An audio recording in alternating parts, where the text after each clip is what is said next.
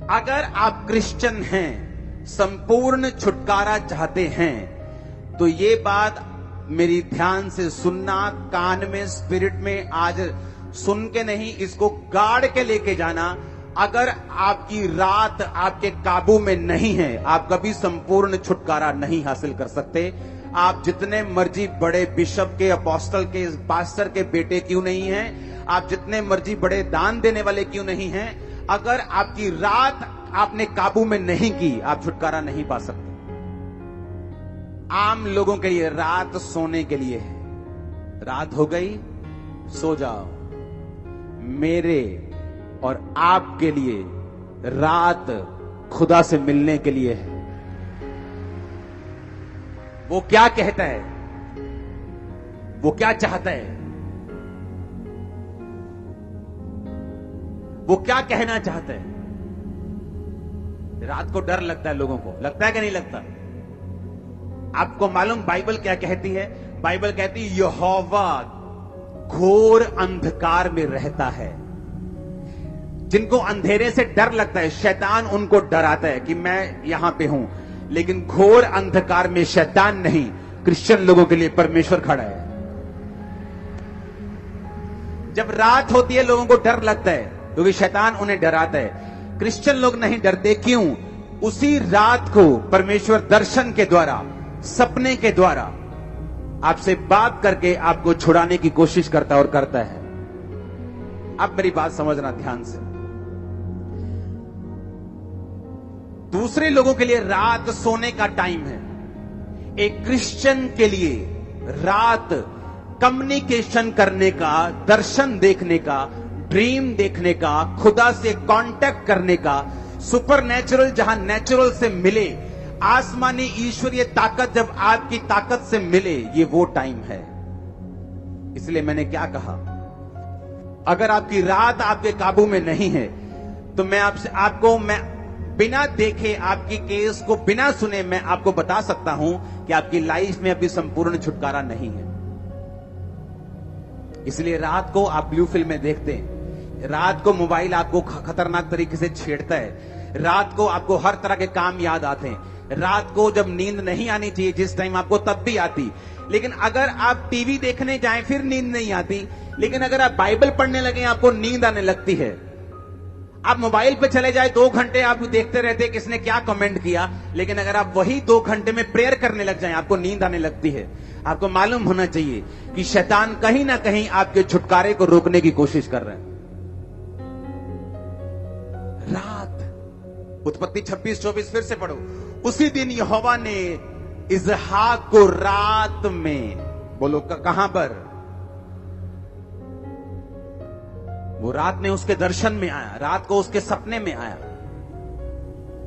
लेकिन लोगों को यह नहीं मालूम, जब आप अपने भाई से मिलने के लिए जाते हैं, जब आपकी बहन की बेटी की शादी होती है और आप 1 साल बाद उससे मिलने के लिए जाती हैं, आप कैसे जाती हैं? तैयार होके, अच्छे कपड़े डाल के, महंगा हो चाहे वो सस्ता हो, पर साफ सुथरे कपड़े डाल के, अच्छी तरह से तैयार होके, थोड़ा सा गिफ्ट लेके आप उससे मिलने के लिए जाते हैं।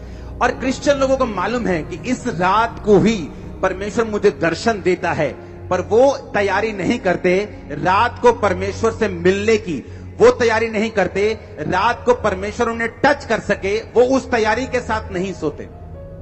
आप टीवी देख के सोएंगे, परमेश्वर दर्शन नहीं देगा आपको। मेरा एक्सपीरियंस मैं आपको बता रहा हूं।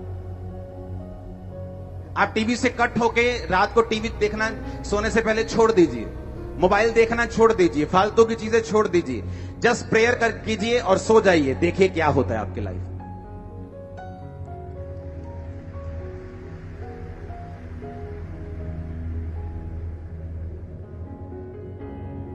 जब मैं इंडिया से बाहर था 21 दिनों के लिए, और रोज प्रेयर में, कोई व्हाट्सएप नहीं था तब, फोन पे इंटरनेट नहीं था, फोन सिंपल वाले होते थे, छोटा सा कैमरा होता था फोन में, कभी फोटो खींचने वाला, तब की बात मैं कर रहा हूं। तब इतने बड़े बड़े स्मार्टफोन नहीं थे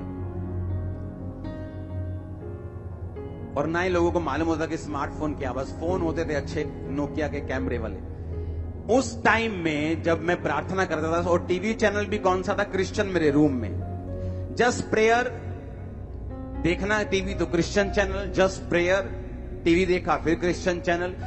जैसे मुझे लगता था कि मैं बोरिंग हो गया हूं, बोर हो गया हूं। 21 दिन ऐसा लगता है क्या लाइफ है। उठो, नाश्ता करो, प्रेयर, अगर नाश्ता नहीं करना फास्टिंग में हो तो प्रेयर, उसके बाद बैठ जाओ, बाइबल पढ़ो, उसके बाद वही टीवी, फिर वही वचन, फिर।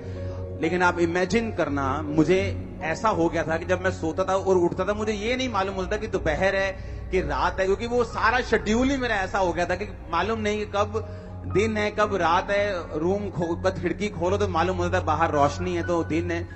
आप इमेजिन करो, उन दिनों में परमेश्वर ऑलमोस्ट हर दूसरे या तीसरे दिन सपने में आके मुझे मसा करता था, मेरे सपने में आके, मेरे स्पिरिचुअल फादर के रूप में। और अगर परमेश्वर ने मेरे सिर पे हाथ रखा है ऐसे, अगर मेरे स्पिरिचुअल फादर ने मेरे सपने में आके, क्योंकि परमेश्वर अपने दासों के मुंह को इस्तेमाल करता है, हम आपके सपने में नहीं आ सकते, लेकिन वो अपने अभिषिक्त लोगों के फेस को यूज करता है आपके सपनों में।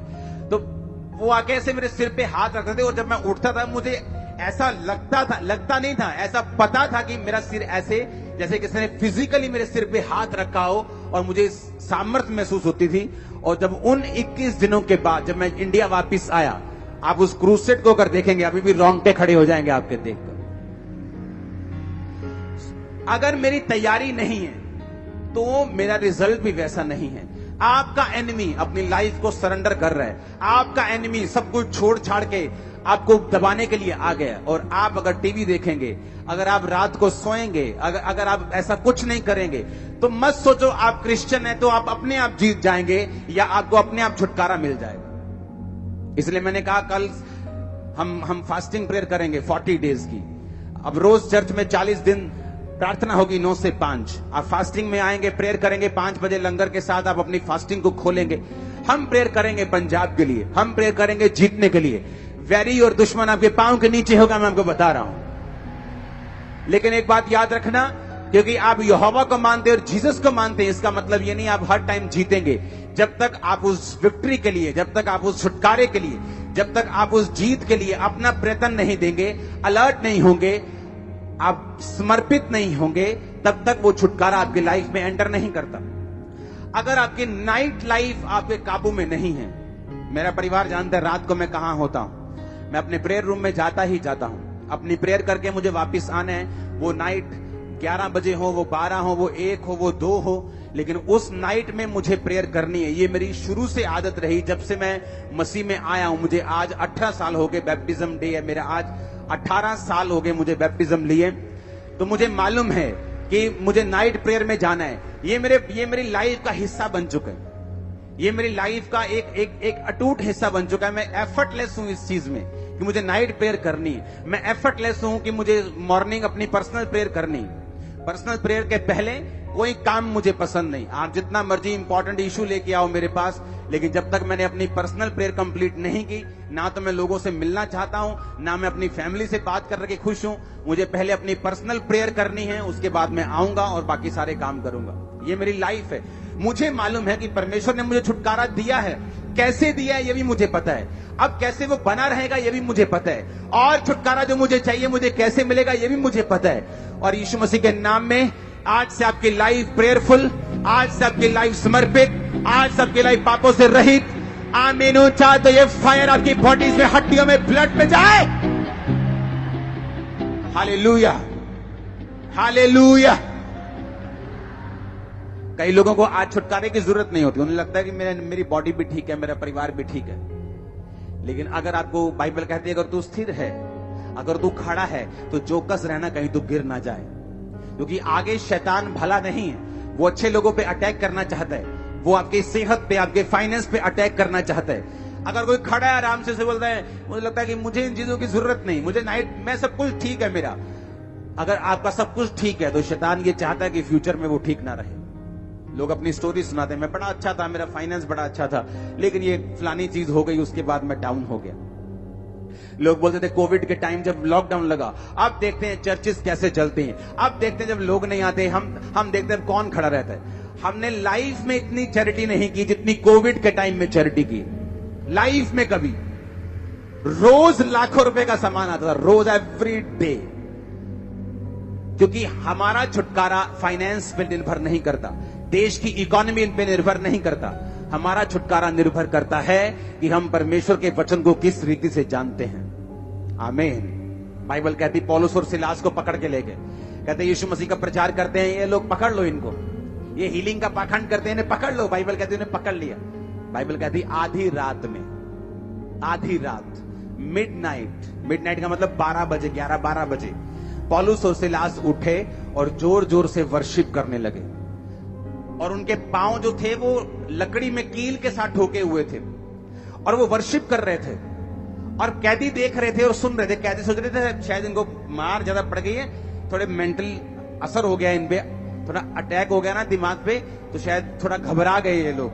और बाइबल कहती आधी रात जब वो आराधना कर रहे थे, उस जेल की नींव हिली, स्वर्गदूत आए, बंधन खुले, परमेश्वर ने उसी रात उन्हें आजाद कर दिया। आप क्रिश्चियन हैं, मेक श्योर आपको नाइट की वैल्यू मालूम हो। हालेलुया।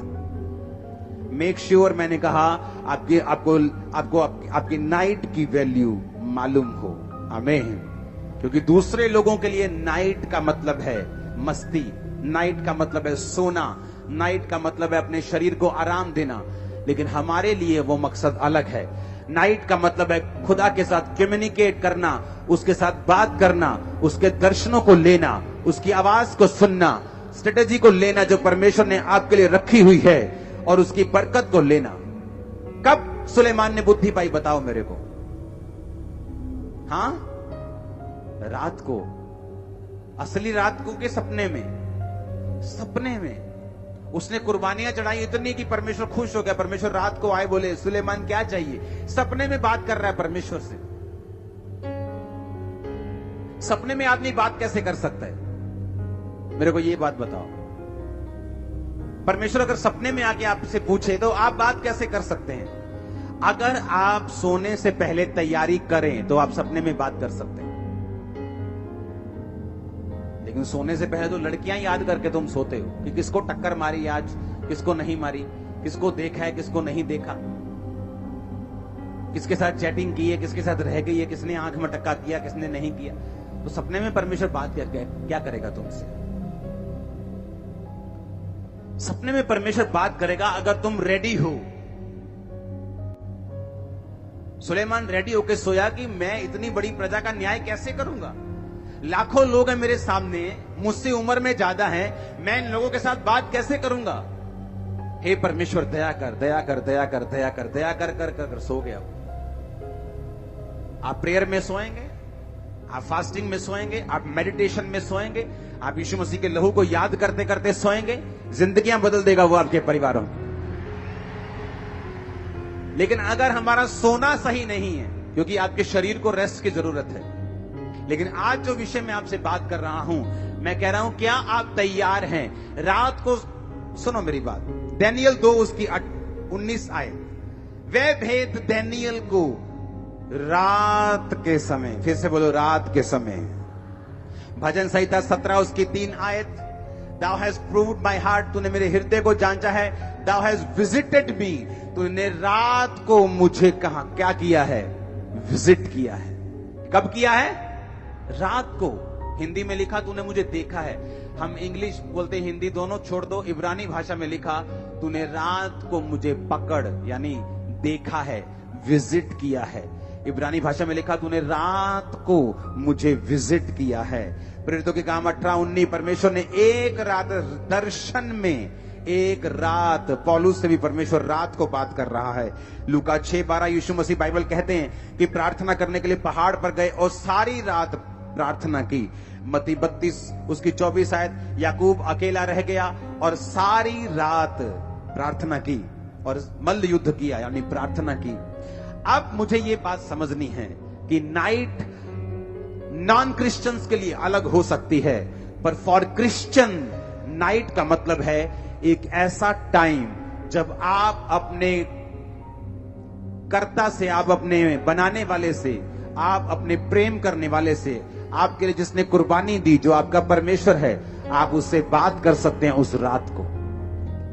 कम्युनिकेशन पॉइंट है वो, कम्युनिकेशन टाइम है वो। रात वो समय है जब सुपरनैचुरल नेचुरल से मिलता है, जब ईश्वरीय शक्ति आपकी बॉडी के ऊपर उतरती है। आपको मालूम होता है, मैंने ऐसे गवाहियां देखी संडे चर्च में आते हैं, थर्सडे चर्च में आते हैं, प्रार्थना रिसीव किया, आमीन कहा, और रात को जब अपने घर में गए सपना आया कि आप मेरे सपने में आया, आपने ले हैंड, मैंने थोड़ी ले हैंड किया सपने, मैं तो अपने घर में हूं, वो स्वर्गदूत है, मेरे सपने में ले हैंड किया। और जब मैं सुबह उठी, मैं प्रेग्नेंट थी, मैं पेट से हील था, मैं ब्रेन में हील था। ये क्या था? ये कम्युनिकेशन था रात के समय जो परमेश्वर ने आपके साथ किया। मेक श्योर कि नाइट लाइफ आपकी बेस्ट हो। लोग नाइट बोलते हैं, गोवा चलते हैं, वहां नाइट लाइफ अच्छी है, वहां डिस्को जाएंगे, वहां डांस करेंगे, बार में जाएंगे। आपकी नाइट लाइफ कैसी है? नाइट में आपको प्रेयर करनी है। एक समय रखना है जब रात में आप प्रार्थना करने के लिए 1 घंटा चाहे जरूर उठें। एक समय रखना है कि प्रार्थना जब आपको सोने के लिए जाना है तो उससे कुछ देर पहले आप टीवी मोबाइल से दूर होकर आप प्रेयर करें फैमिली के साथ। उसके बाद आप जाएं। मैं आपको बता रहा हूं, चंद दिनों में ही आपकी लाइफ चेंज होना, मोड़ लेना, छुटकारे में एंटर करना शुरू कर देगी। हालेलुया। एक बार ऊंची आवाज में हालेलुया बाहर जाना चाहिए खामरा गेट के, ऊंची आवाज में हालेलुया। आमीन, आमीन। मेक श्योर आप रात को सोने से पहले आपकी गतिविधियां क्या हैं? आप क्या करते हैं सोने से पहले? आप गप्पे मार के सोते हैं? मैंने ऐसे क्रिश्चियन लोग देखे हैं 40 साल से क्रिश्चियन, लेकिन रात को उनका टीवी बंद नहीं होता।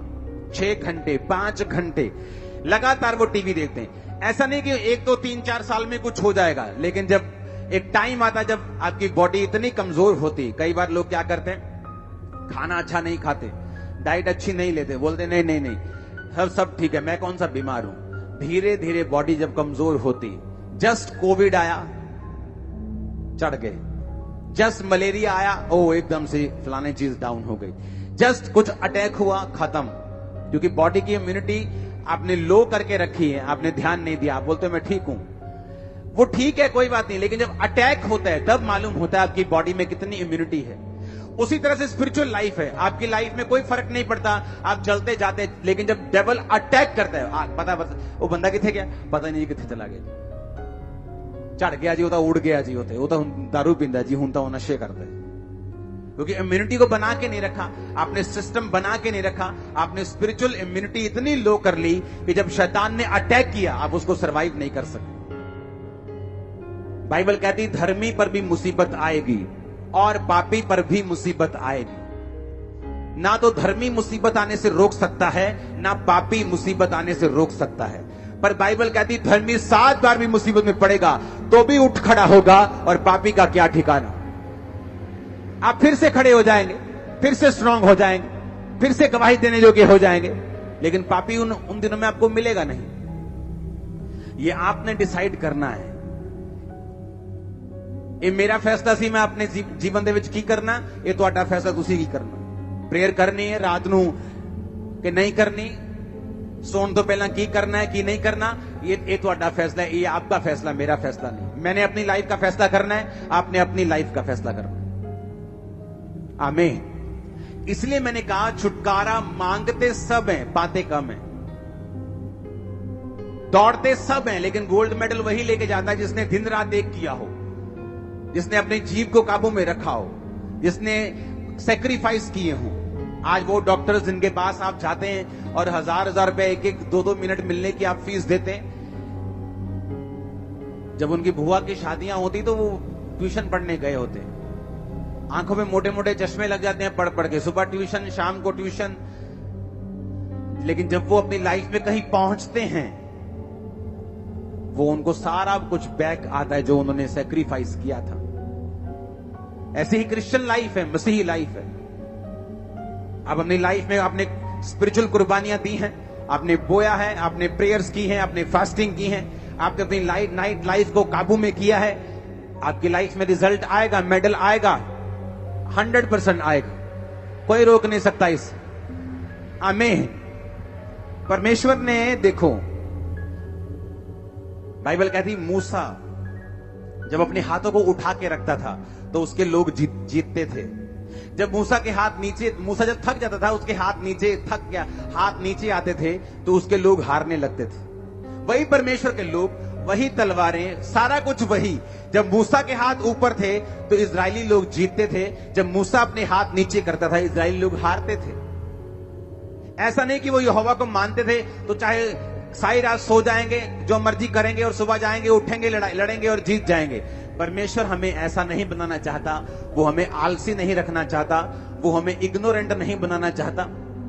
तो उन्होंने क्या फैसला किया? उन्होंने कहा ठीक है, हम ऐसा करते हैं, तू इधर खड़े हो जाओ, एक एक पत्थर लेके आओ, मूसा के हाथ के नीचे पत्थर रखो, एक पत्थर इधर रखो, एक पत्थर इधर रखो, और हम हाथ को पकड़ेंगे और ऐसे उठा के रखेंगे।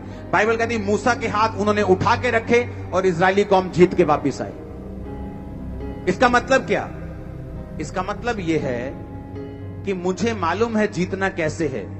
बिना लड़ाई के मैं जीत नहीं सकता हूं, पर मेरी लड़ाई जो है उसे करने के लिए मुझे योजनाएं बनानी पड़ेंगी।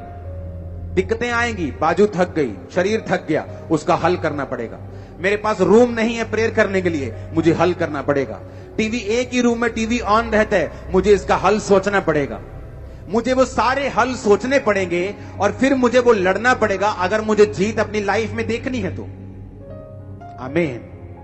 कितने मेरी बातों को समझ रहे हैं? अपने आप हल नहीं होगा, मुझे वो हल निकालना पड़ेगा, मुझे वो सैक्रिफाइस करना पड़ेगा, मुझे वो कुर्बानी देनी पड़ेगी, और फिर परमेश्वर का छुटकारा मेरी जिंदगी में होगा।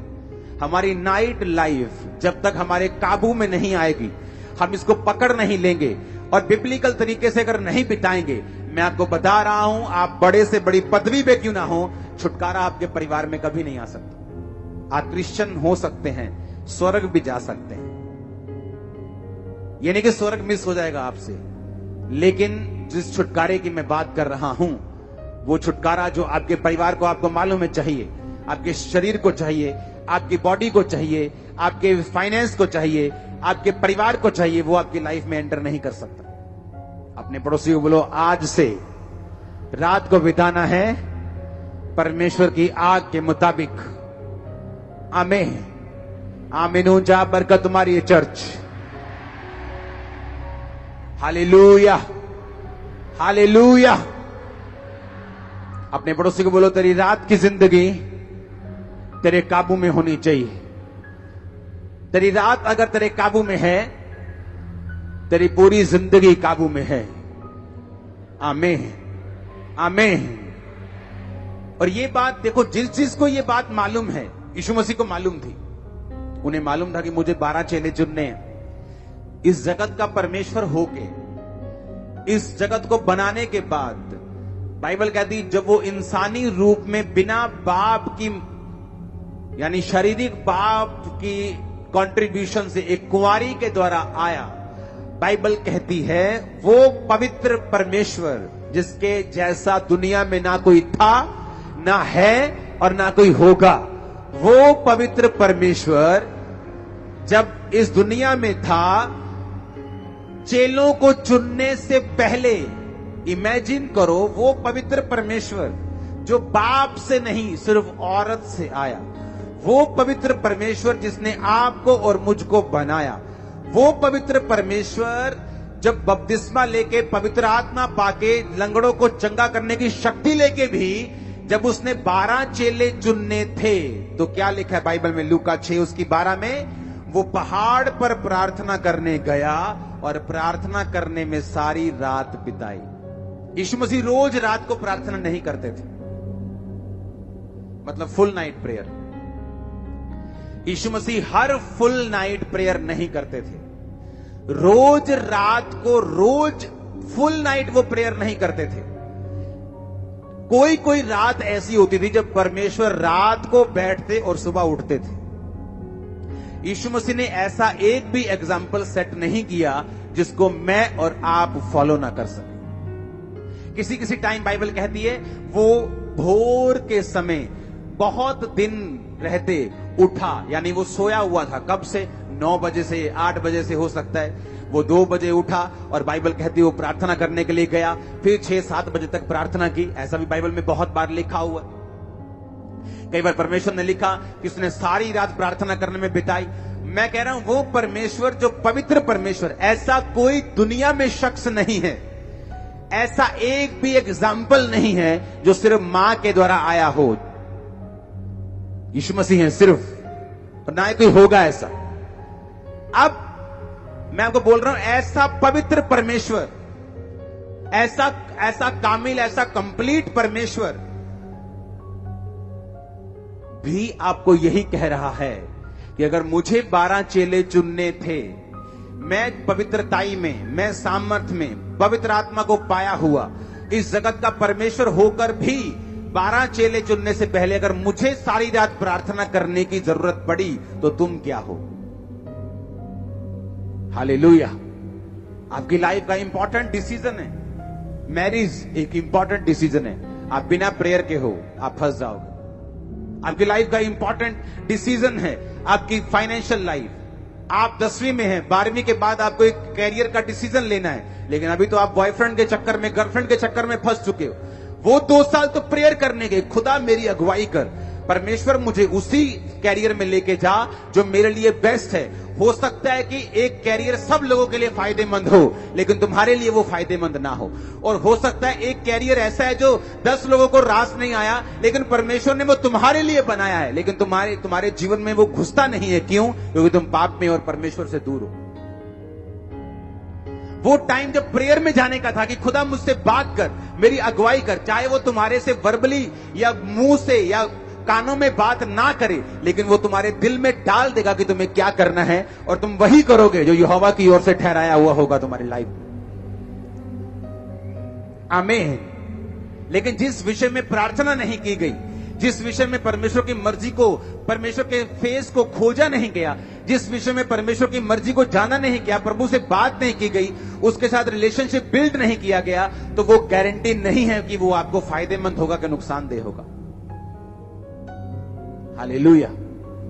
कई बार लोग मुझसे पूछने के लिए आते हैं, अच्छा मुझे ये वाला काम करना है, प्रार्थना करना, ये मेरा पार्टनर है। उसी वक्त मैं बोलता हूं नहीं, ये नहीं करना।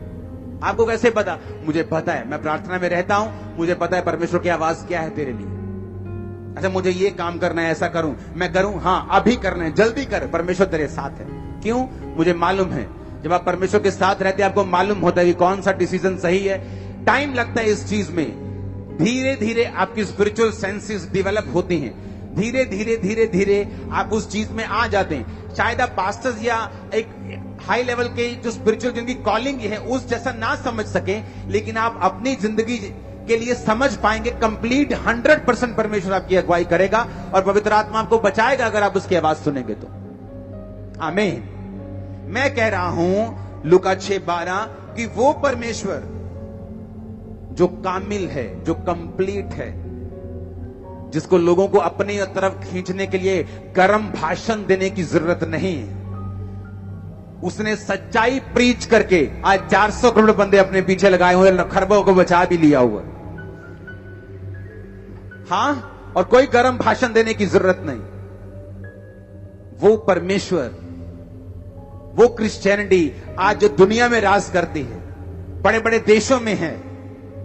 प्रेसिडेंट शपथ लेने से पहले बाइबल को पकड़ के शपथ लेते हैं।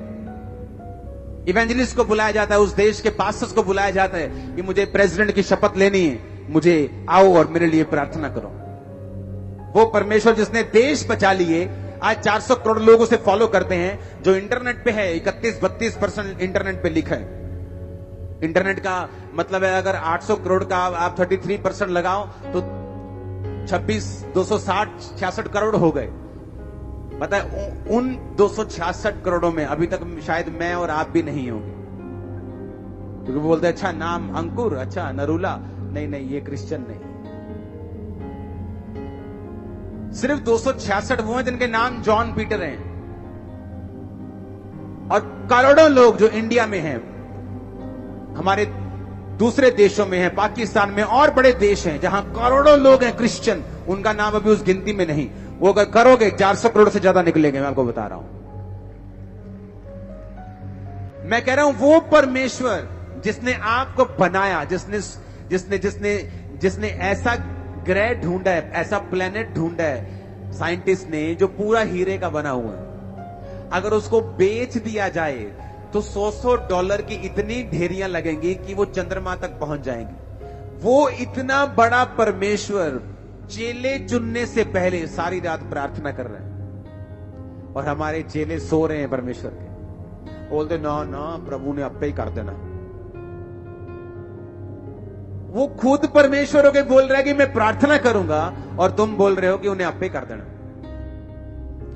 कितनी बड़ी मिस्टेक है, कितनी बड़ी कमी है कि परमेश्वर पे छोड़ देना जो चीज उसने आप पर छोड़ी हुई।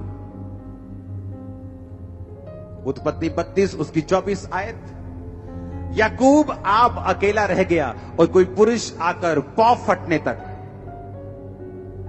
जब रात निकल गई, स्वर्गदूत कहता मुझे अब जाना है। जैसे नाइट खत्म हुई, स्वर्गदूत कहता मुझे छोड़। उसने कहा मैं तुझे छोड़ूंगा नहीं जब तक तू मुझे आशीष नहीं देगा। सारी रात वो मल्ल युद्ध का मतलब है प्रेयर करना। स्वर्गदूत, बाइबल कहती है याकूब परमेश्वर से लड़ा। आप प्रभु से लड़ सकते हैं, लेकिन गालियां निकाल के नहीं कि जे तू आ नहीं करेगा तो मैं नहीं मानता तू यीशु। नो नो नो, उसका